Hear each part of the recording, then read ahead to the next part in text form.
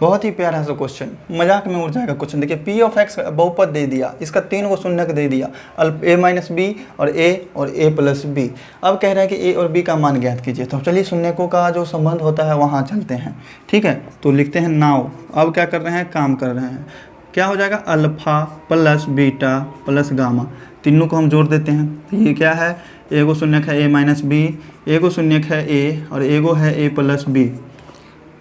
देखिए तो यहाँ से b और b तो पहला ही ख़त्म हो गया, तो ये कितना आ गया, 3a आ गया। Alpha plus beta plus gamma ये किसके बराबर है, 3a के बराबर है, ठीक है। अल्फ़ा बीटा प्लस गामा ये किसके बराबर है, 3a के बराबर है।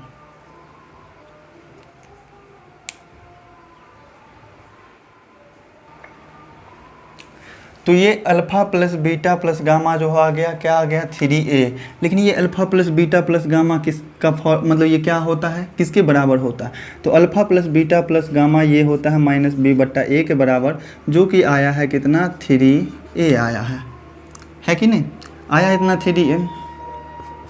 तो देखिएगा यहाँ से देखिएगा 3a आया, ये माइनस बी बट्टा ए है, ठीक है। हाँ देखिए इस बहुपद में आप देखिए माइनस बी जो है, माइनस है तो माइनस लिख लेते हैं। b का मान कितना है, -3 है ना, तो -3 और a का मान क्या है, कुछ नहीं है बट्टा 1 है, बराबर किसके हो गया, 3a के।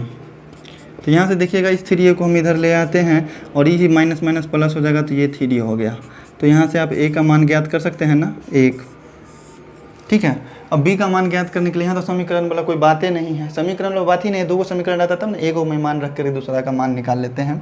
तो चलिए अब यहाँ से हम चलते हैं इसका गुणनफल वाला पर, अल्फ़ा बीटा गामा निकालते हैं, ठीक है। अल्फ़ा बीटा गामा निकालेंगे मतलब तीनों को गुना करेंगे, तो a माइनस बी को गुना करते हैं इससे a से, और फिर उसको गुना कर देते हैं a प्लस बी से, ठीक है। यहाँ तक तो ठीक है। a माइनस बी को a प्लस बी से गुना करेंगे तो क्या हो जाएगा, a square minus B square, into में क्या हो जाएगा a,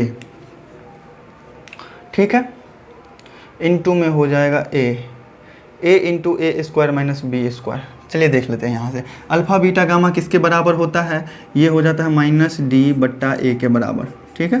तो यहाँ से चलिए माइनस डी निकालते हैं, माइनस और डी का मान कितना है, 1 है और कुछ नहीं है, इधर 1 है, बराबर ए का मान कितना आया था, 1 आया था ना, तो इसमें हम 1 रख देते हैं। यहाँ से 1 रखेंगे, इंटू में 1 का स्क्वायर माइनस बी स्क्वायर, 1 से गुना करने पर कोई फर्क ही नहीं पड़ेगा, -1 बराबर 1 माइनस बी स्क्वायर हो जाएगा।